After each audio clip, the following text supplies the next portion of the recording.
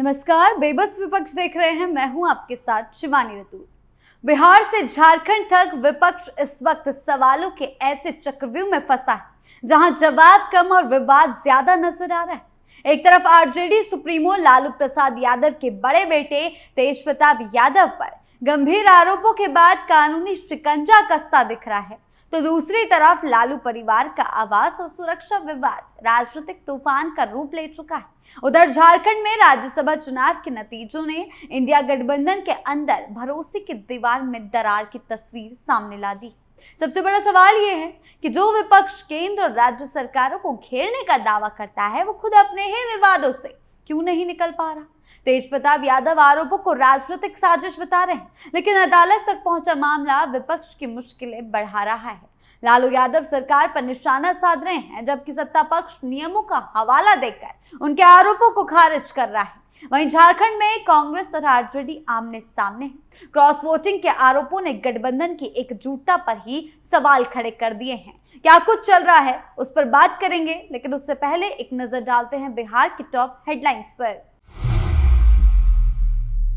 आकाश यादव के गंभीर आरोपों से घिरे तेज प्रताप, कोर्ट के आदेश के बाद दर्ज हुई एफआईआर से बढ़ी मुश्किलें। राबड़ी आवास और सुरक्षा विवाद पर बढ़ा सियासी घमासान, लालू के आरोपों पर सरकार का जोरदार पलटवार। झारखंड राज्यसभा चुनाव में हार के बाद कांग्रेस और राजद के बीच बड़ी तल्खी, क्रॉस वोटिंग के आरोपों पर छिड़ा सियासी संग्राम। खबरों की शुरुआत में सबसे पहले बात लालू यादव के बड़े बेटे तेज प्रताप यादव की। जेजेडी अध्यक्ष तेज प्रताप यादव की मुश्किलें बढ़ चुकी हैं। छात्र राजद के पूर्व प्रदेश अध्यक्ष आकाश यादव को धमकी देने के आरोप में पाटलिपुत्र थाने में कोर्ट के निर्देश पर उनके खिलाफ प्राथमिकी की गई। मामले में तेज प्रताप यादव और उनके करीबी सहयोगी मोतीलाल यादव को नामजद किया गया।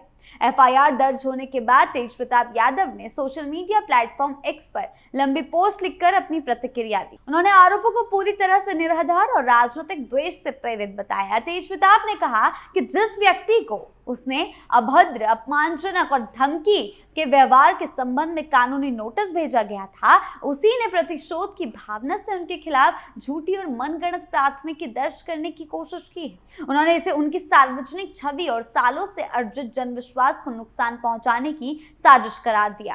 राष्ट्रीय जनता दल सुप्रीमो लालू यादव के बड़े बेटे और बिहार के पूर्व मंत्री तेज प्रताप यादव एक बार फिर बेहद गंभीर और सनसनीखेज कानूनी पचड़े में घिर गए हैं। छात्र राजद के पूर्व अध्यक्ष आकाश यादव ने तेज प्रताप यादव के खिलाफ पटना व्यवहार न्यायालय सिविल कोर्ट में एक आपराधिक नालिसी मुकदमा दर्ज कराया। आकाश यादव का आरोप है कि तेज प्रताप यादव उनकी बहन अनुष्का यादव की बेटी उज्जैनी से मिलने के लिए उनके घर में जबरन घुस आए। पुलिस ने जब इस मामले में प्राथमिकी नहीं दर्ज की, तो पीड़ित परिवार ने सीधे अदालत का दरवाजा खटखटाया। मामला इससे आगे का भी है, जब इसे पूरी कहानी में सबसे बड़ा और हैरान करने वाला मोड़ तब आ गया जब आकाश ने दावा किया कि विरोध करने पर उन्हें कुख्यात लॉरेंस बिश्नोई गैंग के नाम से विदेश से जान से मारने की धमकी भरा फोन आया। पटना सिविल कोर्ट में दायर शिकायत के अनुसार ये पूरी घटना बीते 6 जून की रात की है। आकाश यादव का आरोप है कि तेज प्रताप अपने मुख्य सहयोगी मोतीलाल यादव के साथ पटना के पाटलिपुत्र थाना क्षेत्र स्थित उनके आवास पर पहुंचे। वहां वो सुरक्षा नियमों को ताक पर रखकर जबरन घर के अंदर दाखिल हो गए और साथ ही साथ शिकायतकर्ता के अनुसार तेज प्रताप अनुष्का यादव की बेटी उज्जैनी से मिलना चाहते थे। जब परिवार के सदस्यों ने इसका कड़ा विरोध किया, तो पूर्व मंत्री और उनके सहयोगियों ने उन्हें गंभीर परिणाम भुगतने देख लेने की सीधी तौर पर धमकी दी है। आकाश यादव के अनुसार इस वारदात के बाद उन्होंने तुरंत 10 जून को पाटलिपुत्र थाने में लिखित आवेदन देकर न्याय की गुहार लगाई थी। हालांकि आरोपी के हाई प्रोफाइल राजनीतिक रसूख और लालू परिवार का बेटा होने के कारण पुलिस प्रशासन मामले को टालता रहा और केस दर्ज करने में आनाकानी की गई। पुलिस के इस रवैये से तंग आकर आखिरकार आकाश यादव ने पटना की अदालत में मामला रजिस्टर कराया। कोर्ट में दायर मुख्य अर्जी के साथ उन्होंने थाने में दी गई मूल शिकायत की प्रति और घटना से जुड़े कई डिजिटल साक्ष्य भी दिए हैं। आकाश यादव ने अदालत के समक्ष बेहद ठोस सबूत पेश करने का दावा किया। उनके दावे के अनुसार उनके पास उस रात घर के बाहर और अंदर लगे सीसीटीवी फुटेज के साथ साथ विदेशी नंबर से आए धमकी भरे फोन कॉल की लाइव ऑडियो रिकॉर्डिंग भी मौजूद है, जिसे उन्होंने साक्ष्य के रूप में जज के सामने प्रस्तुत किया। एक बार फिर तेज प्रताप और अनुष्का के रिश्तों की सुर्खियां तेज है, लेकिन इन सब के बीच अब तेज प्रताप यादव बुरी तरह से फंस चुके हैं। खबरों में बात पटना के 10 सर्कुलर रोड स्थित राबड़ी आवास और सुरक्षा घटाने के विवाद पर राजनीति तेज हो गई है। बीते कल आरजेडी सुप्रीमो लालू यादव ने मीडिया को दिए गए बयान में कहा कि सब नीतीश कुमार करवा रहे हैं। अब सरकार की ओर से डिप्टी सीएम और मंत्रियों की प्रतिक्रिया सामने आ रही है।